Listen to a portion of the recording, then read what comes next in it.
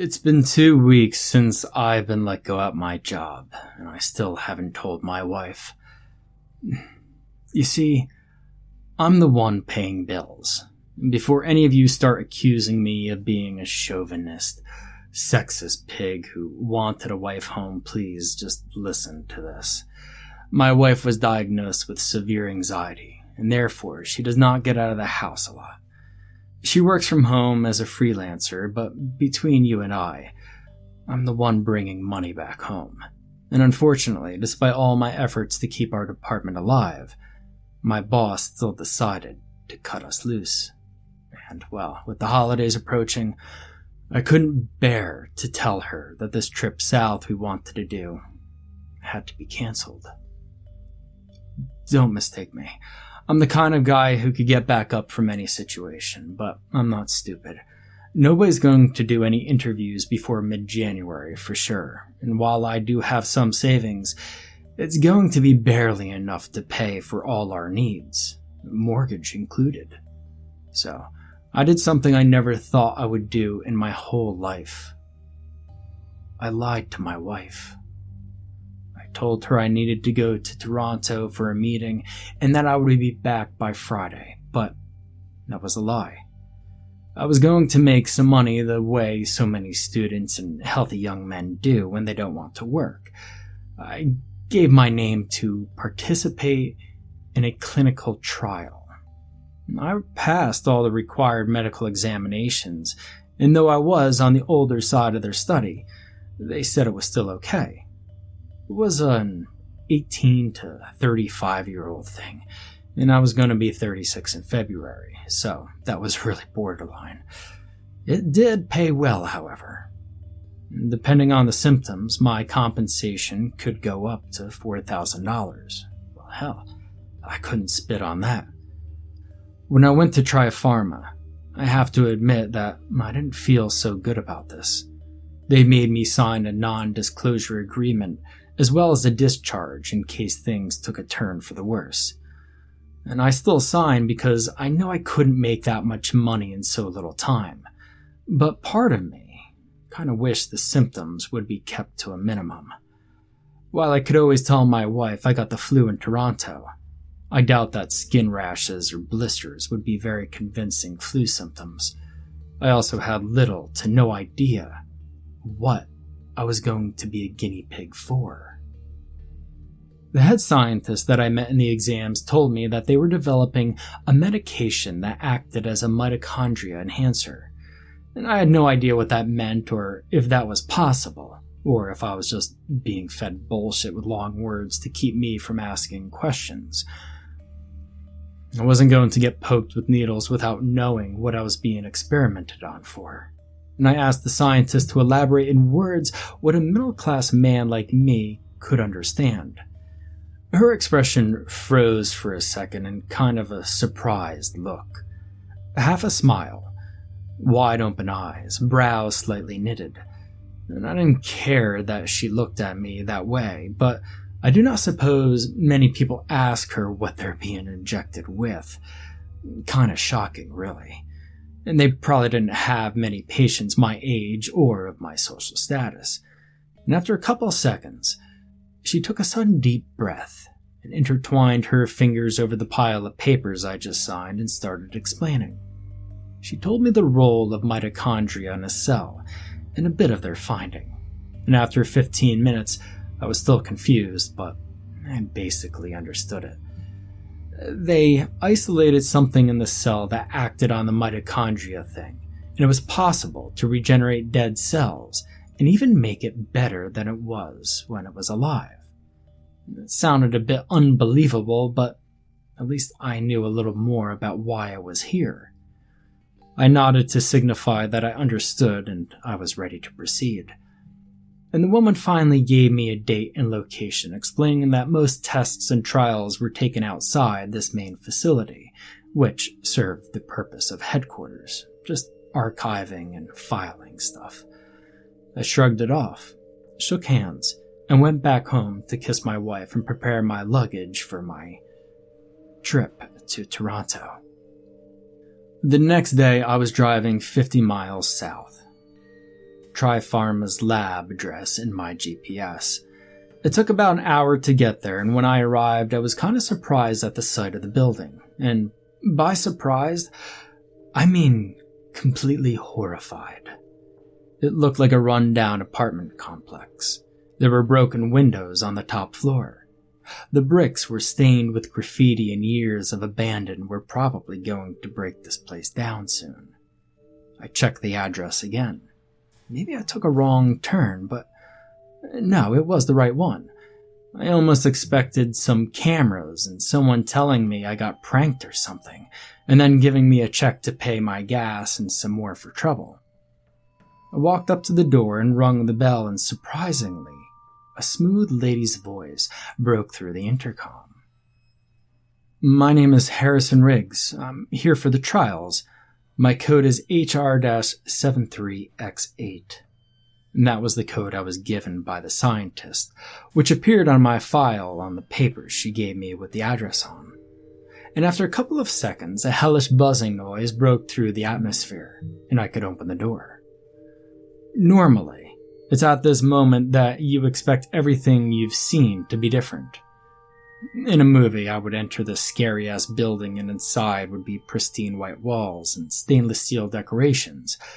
It would look modern, and there would be beautiful, young-looking nurses everywhere, and I would be welcomed like a king. But unfortunately, this was no movie. When I entered, the place was just as dirty as it was on the outside. The air was stale and reeked of dust. And worst, there was absolutely no one to welcome me. However, once I passed the entrance, I heard a familiar ding, and my eyes instantly found the source. An elevator. Once I was in, the doors closed, and the elevator went down. And let me tell you, that was some Men in Black shit if I've ever seen it. I was expecting aliens to greet me once the door would reopen, but nah. Only rusted metal platforms and a bunch of people stacked behind glass cells.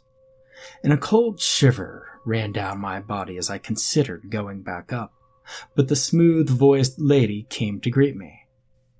She told me that her name was Shyla, and that she ran this facility on behalf of Tri-Pharma. She also told me that I didn't need to worry about the allure of everything, and that everyone here was treated humanely. The glass cells were just a measure to keep a better observation on the patients. And from what I could tell standing on this platform, most seemed to be asleep or just out of it. They were probably high on something. Someone like me who barely ever smoked pot would probably end up looking like them in a few hours. I followed her, and she led me through a maze of tunnels. She showed me the cafeteria, where there were some patients and doctors eating. The lounge, where we could watch TV if we were not stuck in our bed with symptoms. And a gym. She said it was mostly for health exams, but that the patients and staff were allowed to train if that's what they wanted. And then she led me to my room, which looked nothing like a hospital room. First, I had a queen-size bed, a small bookshelf with worn-down works of fiction from various authors I'd never heard of, and a closet full of those blue gowns you find in hospitals that leaves your butt out in the open for anyone to see. She told me to get comfortable, gave me a map, and then proceeded to tell me that she needed my phone, as they were prohibited so close to the lab. She said that I could mess with the machines or something. And I gave her my phone and sat on the bed as she left. There was this knot in my stomach, and it kept getting bigger by the second. And since I wasn't going to disappear, I guess the only thing I could do was get it done and over with.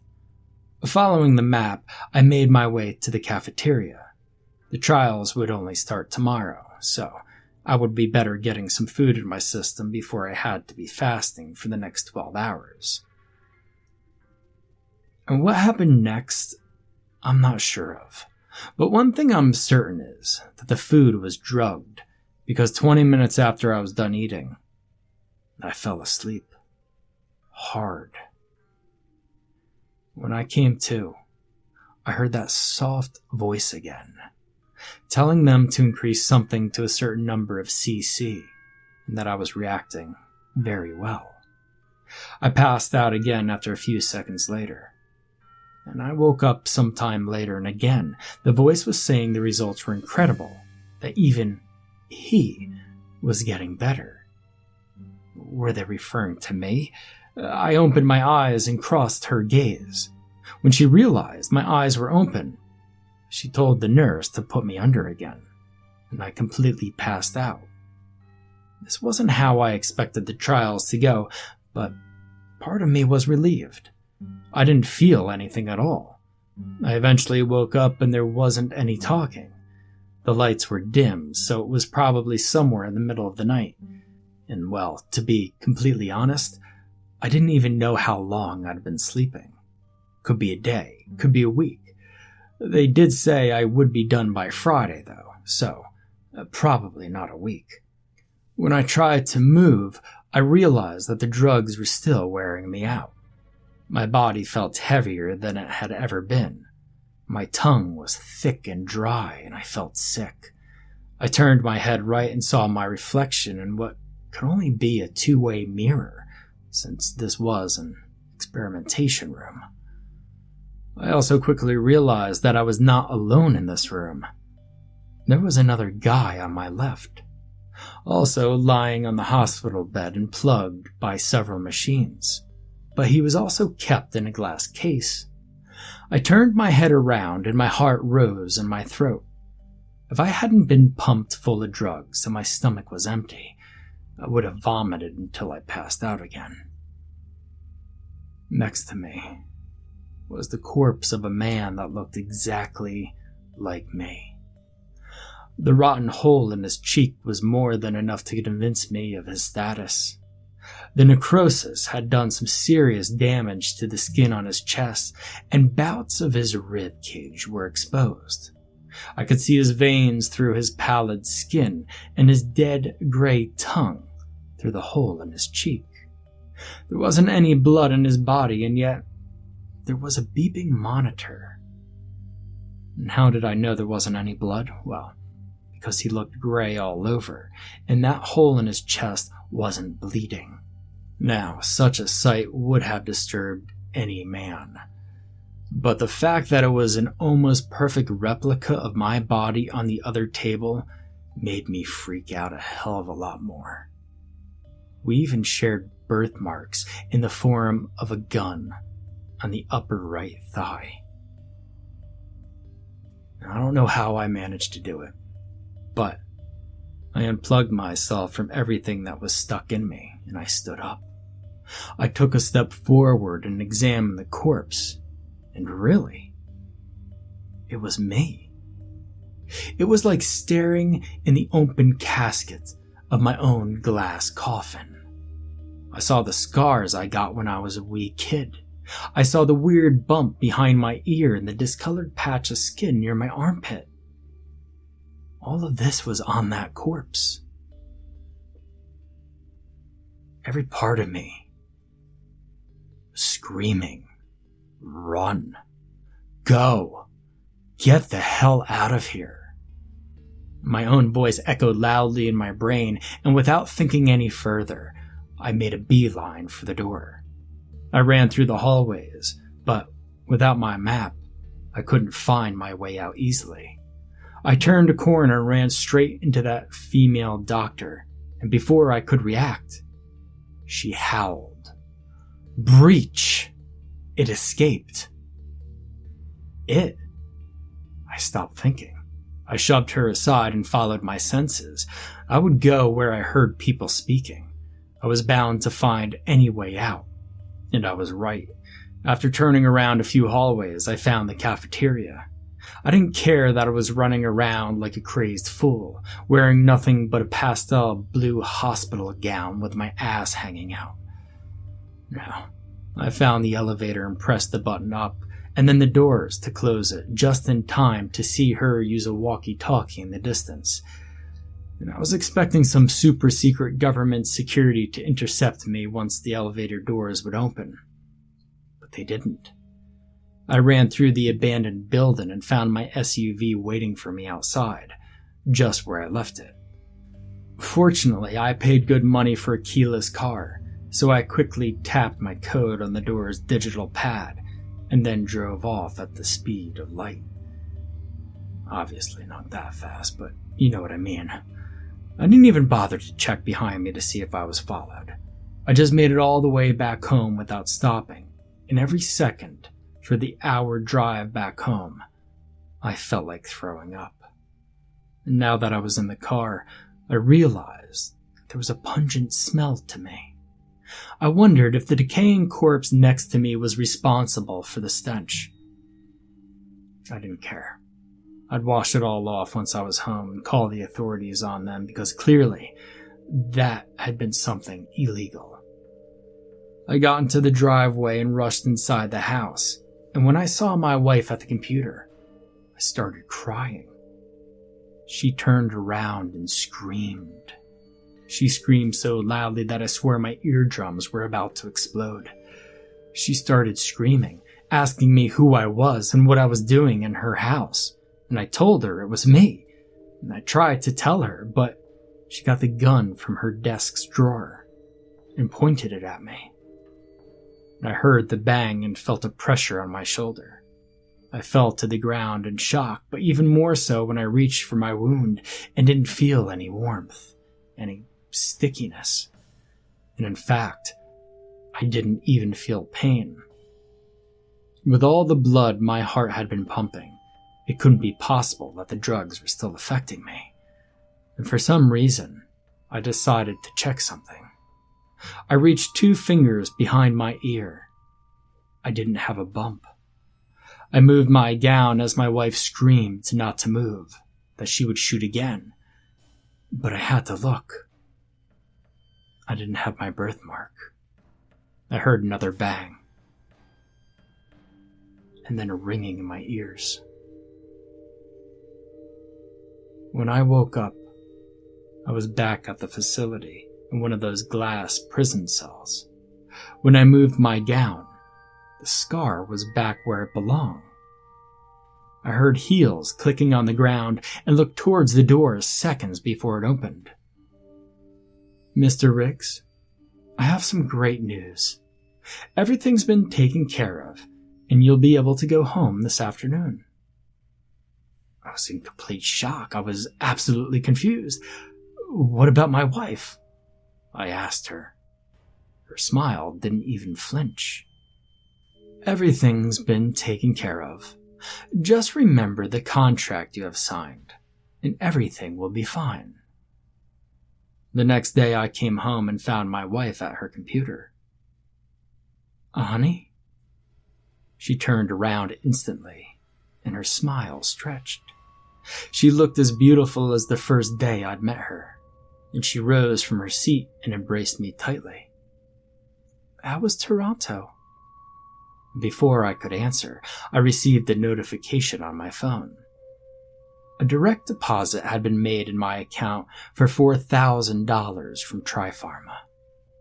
I paused for a second, then knew what I had to do. Toronto was boring without you there. We should go on that vacation we talked about. How about we look at travel fares today?